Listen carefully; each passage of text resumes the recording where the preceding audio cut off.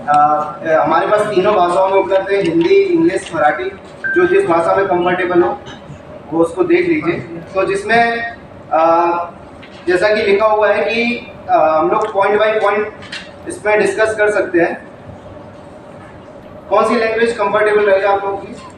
आप बोलिए। हिंदी में कंफर्टेबल है? कंफर्टेबल। ठीक।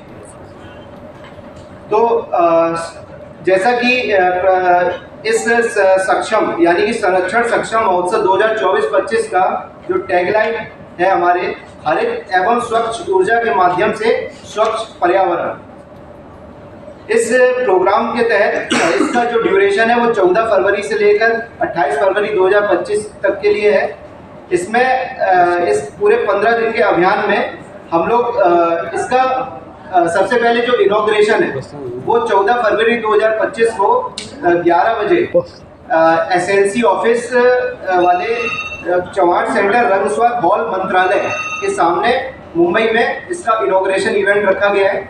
और इस पखवाड़े यानी कि 15 दिवस के कार्यक्रम में हम लोग विभिन्न तीनों ऑयल कंपनियों के अलग अलग जो जिले में रिप्रेजेंटेटिव ऑफिसर्स बैठे हुए हैं वो लोग स्कूल कॉलेजेस में अवेयरनेस के लिए जो बात डिबेट कॉम्पिटिशन्स, पेंटिंग कॉम्पिटिशन्स वगैरह ऑर्गेनाइज करेंगे।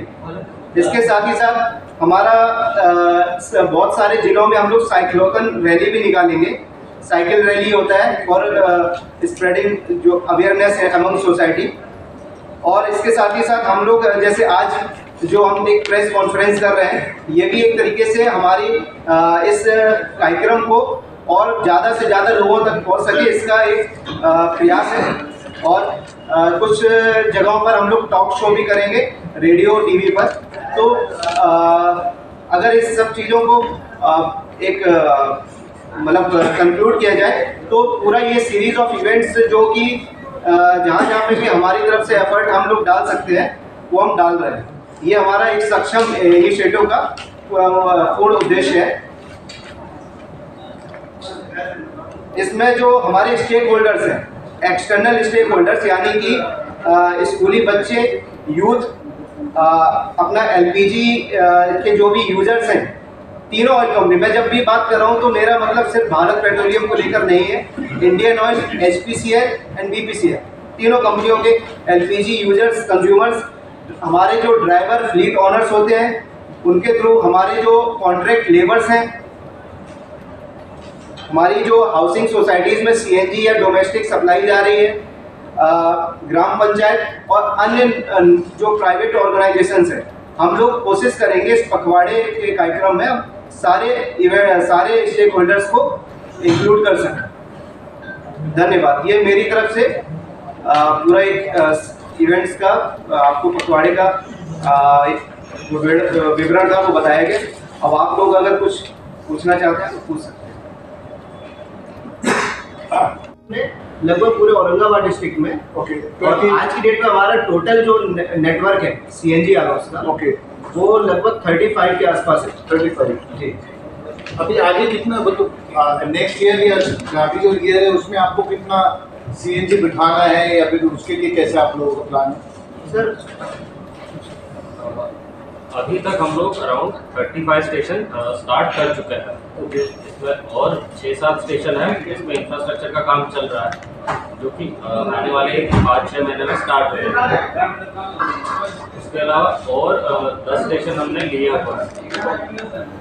सीएनजी यूजिंग पर वो जो आप लोग गाड़ी फ्यूल ये होती है उससे कर रहे हो या पाइपलाइन? उसके अलावा हमारे 4 स्टेशन है जो हम लोग ऑनलाइन कर रहे हैं। ऑनलाइन यानी कि पाइपलाइन से डायरेक्ट सप्लाई है। That was on Nagar highway पे, नगर हाईवे भीड़ बाईपास में एक है और एक कैंब्रिज स्कूल के पास में।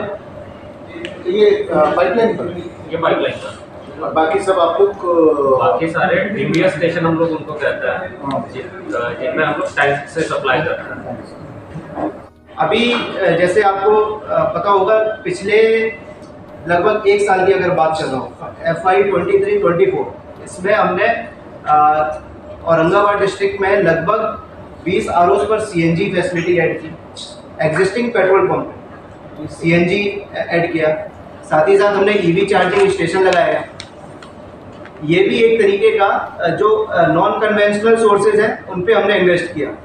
अब बात आती है कि जो हमारे पेट्रोल जैसे कि आपको पता है सबसे ज़्यादा जो वेपर क्रिएट होने वाला जो प्रोडक्ट है पेट्रोल है, जो कि क्लास A प्रोडक्ट है। तो पेट्रोल के लिए अभी आपको मैं बताना चाहूँगा, जितने भी औरंगाबाद सिटी में OMCs के RO है, लगभग ये 40 नंबर ऑफ ROs हैं, रिटेल आउटलेट्स, जहाँ पे VRS फैसिलिटी लगाई हुई है, वेपर रिकवरी सिस्टम।